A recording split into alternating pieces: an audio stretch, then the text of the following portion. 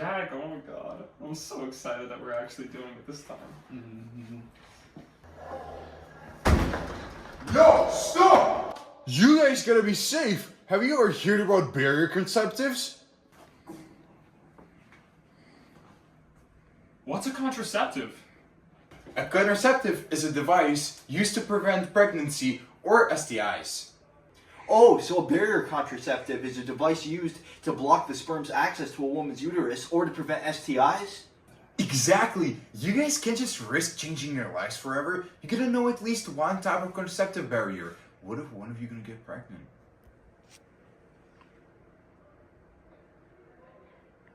Well, I know about male condoms. When used properly, male condoms have a 98% effectiveness against pregnancy and STIs. So how should I apply it?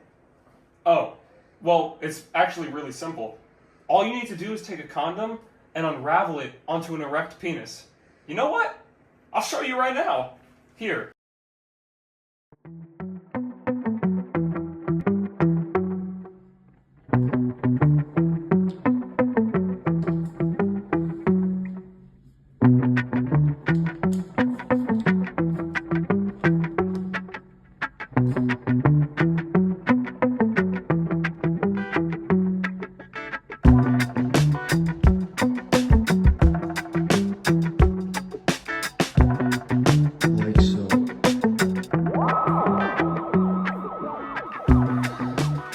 So that's how you apply it. What should I avoid if I plan to use condoms?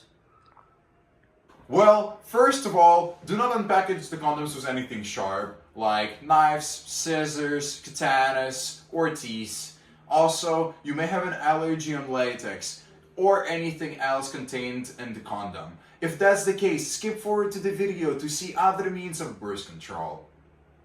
Well, what if I don't like the feeling of condoms? Well, if that's your reason, do not try to convince your partner to go along with sex without a condom. That's just irresponsible. Well, can I use lubricants along with my condoms? Well, as long as they're water or silicone based, I think. You don't want to use oil-based lubricants because that could damage the condom, and you don't want to make the same mistake my dad did. Yeah, that would be horrible. Wanna know something cool? Yeah, that would be, I want to know something cool. There is another type of contraceptive barrier. It's for a woman. Really? I never expected that.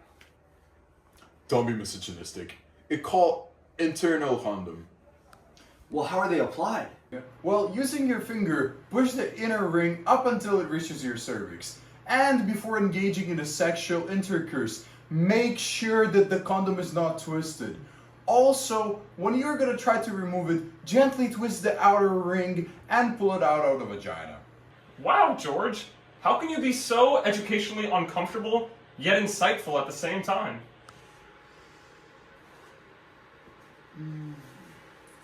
Experience. Well, thank you, George. I think we're in good hands from here. Yeah.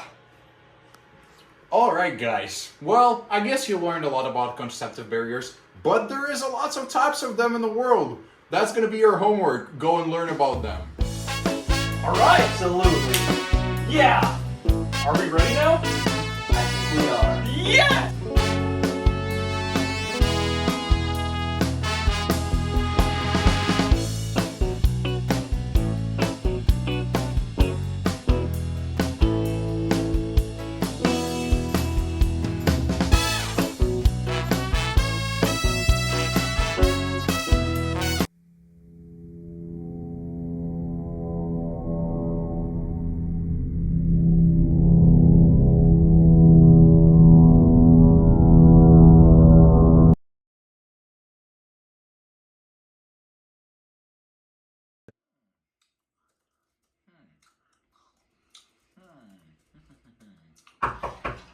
Yeah, good man. George, I have some exciting things to share with you. Are those exciting things about sexual education? Because you know I like talking about them. Where's my banana? You betcha. Have you ever heard of hormonal contraception? Basically, it's a mixture of chemicals and synthetic hormones to prevent pregnancy. Wait, hold up. How do they work? Hormonal contraceptives usually contain synthetic versions of estrogen and or progesterone. These hormones prevent pregnancy in two main ways. They suppress the release of follicle-stimulating hormone and luteinizing hormone from the pituitary gland, right? Preventing a woman's ovaries from releasing an egg, meaning they no longer ovulate. And without ovulation, fertilization doesn't occur. And number two is progesterone causes the cervical mucus to thicken, making it difficult for the sperm to pass through and reach the egg. Wow, I don't know what the cervix or the ovaries are. We should really make sure young adults know the process of pregnancy and the inner working of female anatomy before making uninformed decisions that can cost them the rest of their lives. If only someone made an easy, designated, and engaging video going over the information. Wow, George. When you say it like that, it's really hard to disagree with you. Although our school and many others do teach these concepts, the majority of the globe doesn't get the privilege of being educated on sexual health. And even though we're lucky that we get this education, there's still an absolutely massive epidemic in the United States. Even though women 15 to 24 make up only 13% of our population and about 25% of sexually active population, they accounted for 48% of reported cases of chlamydia, gonorrhea, and other STDs. Yeah, you're right. It's messed up, right? These statistics on STDs and pregnancy pale in comparison to low to middle income countries. Here, let me show you something. Oh my god. These statistics are concerning, and it's really up to us, the newest generation of young adults, to spread awareness about this. I will give it to you. That segue was pretty amazing, but could you give me some more examples of hormonal contraceptives? Yeah, of course. Sorry, I got a little carried away there. But do you want to start off with the three most common hormonal contraceptives? Of course. All right. The first I'll tell you about is the contraceptive known as an IUD. An IUD's name means a hormonal intrauterine device. Interesting. And how does it work? Well, an IUD is a T-shaped device inserted into the uterus that prevents pregnancy. It's a long-lasting and reversible contraceptive and can be taken out. Depending on the brand, an IUD can last you 3 to 8 years. There are two types of IUDs, one being a hormonal contraceptive, releasing progesterone, the synthetic version of progesterone, to stop ovulation, and one wrapped in copper, which creates an inflammatory reaction toxic to sperm. The copper one usually lasts for 10 years. Which should I use? Well, given your anatomy, none. But for women, they should choose either depending on their preference. Copper IUDs can cause heavier and more pain-stricken menstrual cycles, while hormonal IUDs usually lead to a lighter or even absent menstrual cycles. For those wanting to avoid hormones, they should go with copper IUDs. And for those wanting to avoid heavy periods and severe cramps, they should use hormonal IUDs. And how effective are they? They're actually amazingly effective, with a 99% effectiveness rate and a less than 0.1 chance of failure. But do be careful, as they can fall out. The strings attached to the IUD hang slightly through the cervix, which allows its user to check for placement. If you willingly want to take yours out, it can be done at any time by a doctor, and your fertility should return back to normal quickly after it's removed. Okay. Well, what are the other two examples? Well, there are combined oral contraceptives, also known as birth control pills. They contain both estrogen and progestin. Take one pill a day, preferably at the same time each day. Yeah, that's how you use them. Okay. Yeah. And what are... Oh, you want to know more information? Yes. Oh, sorry. They usually come in 21-day packs. After finishing your 21 pills, take 7 days before starting a new pack. They're a little less effective than IUDs because they're about 91% effective with typical use, but if you use them perfectly, just as I said, they're 99% effective. Yeah. Thank you. Alongside preventing pregnancy, they also regulate your periods and reduce acne. I've been breaking out recently. I gotta get started on those. Silly George. Remember, these are to be taken by women, not us men. Moving on to the third and final example, a Depo-Provera shot is a birth control injection that releases progestin into the patient. It is injected into the arm or buttocks by a healthcare provider once every 3 months. It must be received on time to maintain effectiveness, and it can take up to 10 months to regain fertility. It's 99% effective with perfect use and 94% effective with typical use, as some may miss shots. It can cause irregular bleeding, especially in the first year of use, and it carries multiple possible side effects, such as headaches, weight gain, headaches, mood changes. Did I mention headaches? Oh, I've been wondering why my girlfriend being so mad at me recently. Silly George. We both know you don't have a girlfriend. And remember, these side effects can vary from person to person. Just because your fake girlfriend isn't reacting well to birth control doesn't mean that one of her friends won't have a completely normal experience with it. I'm so lonely.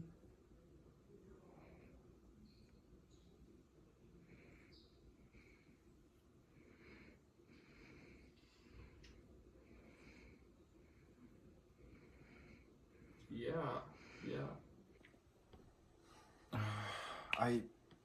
I feel such a sense of desperate solitude. And on top of that, I'm becoming increasingly obnoxious about my future.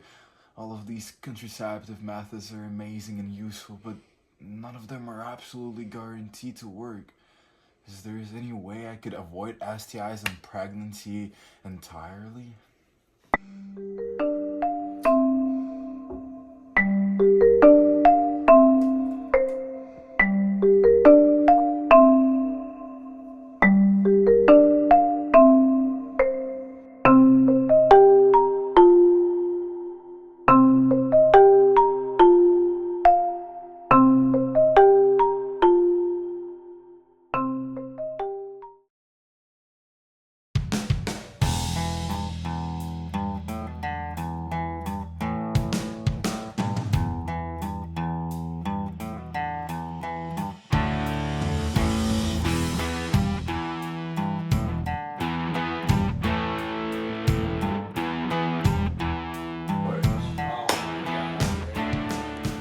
We used to get big, throw down a beer.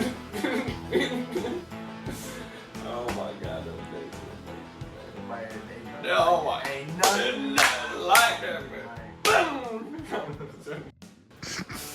Oh my god, those days were bad. Wow, Jack. Those times really were great. Just you, me, and our sexual education mentor, George. Yeah, I wonder why he's been so sad recently. Well, after my last conversation with him, he kind of sunk into a deep hole of anxiety and depression. I think it was about him really not knowing whether a contraceptive was going to work or not. It's pretty scary. No wonder he up and left. Started a whole new life in Texas just to hide from the uncertainty. Yeah, it's pretty sad. He left before I could tell him the ways of contraception that work 100% of the time. Whoa, hold up. There are methods of contraception that completely eliminate the risk of STDs and pregnancy? I haven't told you? Yeah, technically there are. Dude, what are they? Well, there are 3 that I know of, but all of them are pretty life-changing. Well, tell me about it. Alright, if you insist. The first I'll tell you about is called a vasectomy. It's a surgical procedure for men that permanently prevents sperm from being released. The doctor first makes a small incision in the scrotum, allowing him to reach the vas deferens, which are the tubes that carry the sperm. They cut the tubes, then they tie or seal them, and then they close it up. After that, sperm can't mix with semen, so there's really no risk of getting pregnant. Wait, so no sperm at all? Exactly. Jeez, man, that's crazy. So if I get this procedure, it will last forever and protect me against pregnancy and STIs? No, dude. Vasectomies do not protect you against STIs. They only prevent pregnancy. Also, they can technically be reversed, but it's not guaranteed to work. And the longer your tubes are cut, the harder it gets to reattach them. So even if I have a vasectomy, I should still use a barrier contraceptive if my partner has not been tested for STIs. I got that. Can a woman get a vasectomy? Well, kinda. But of course, it's not called a vasectomy. It's called tubal ligation, or getting your tubes tied. It's for people with ovaries. First, the surgeon makes a small cut in the abdomen and finds the fallopian tubes, which are pathways that eggs travel through to get to the uterus. They either cut, tie, or block the tubes so the eggs can't get through and sperm can't reach them. So I assume getting your tubes tied doesn't prevent STDs. Yeah, you're right. There's only one way to avoid both STIs and pregnancy. Dude, what is it? It's not having sex. Oh man. It's an option. Yeah, it's like, yeah, works. No STDs. Yeah, no pregnancy.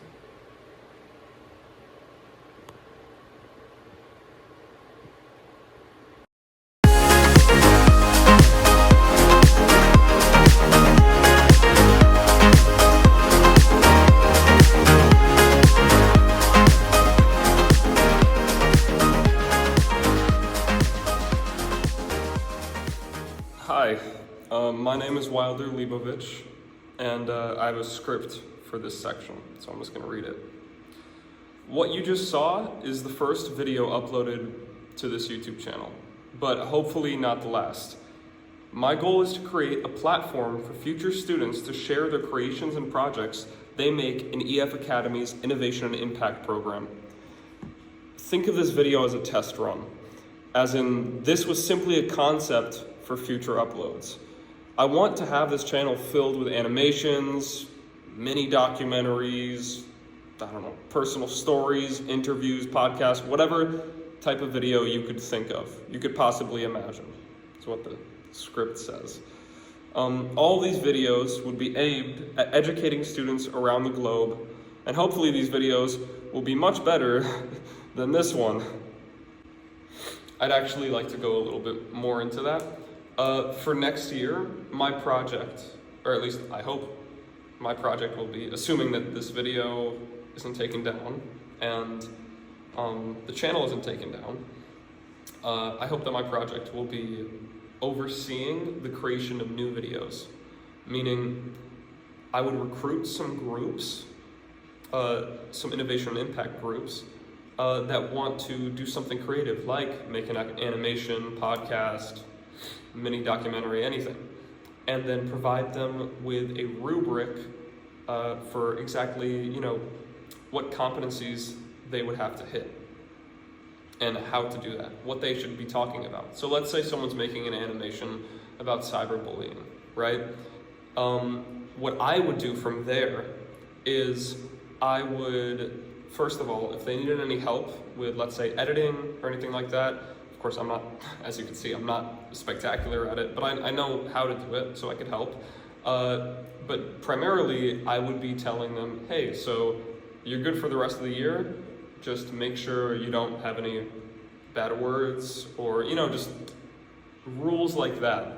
And also specific points that they would need to hit. If they're speaking about cyberbullying, maybe there can be a point about how to avoid online conflict, something like that. Last thing, this part is probably the most important. This account is not managed by the school, and as of now, all of the content that has been uploaded I have personally chosen to share. The content is not a representation of EF's values or opinions, and the faculty has had nothing to do with anything here. Thank you so much for watching our video, and I hope there will be more for you to enjoy soon. Thank you.